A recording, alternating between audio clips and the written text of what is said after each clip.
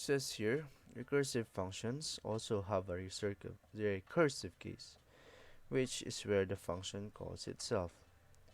Recursive case. For more context, let me just have a moment.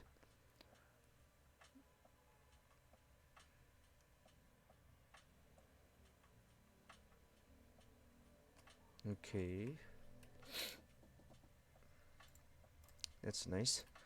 First, convert your if statement to an if else statement. So we would we have to add an if else. I no as if leave the body of your else statement empty for now.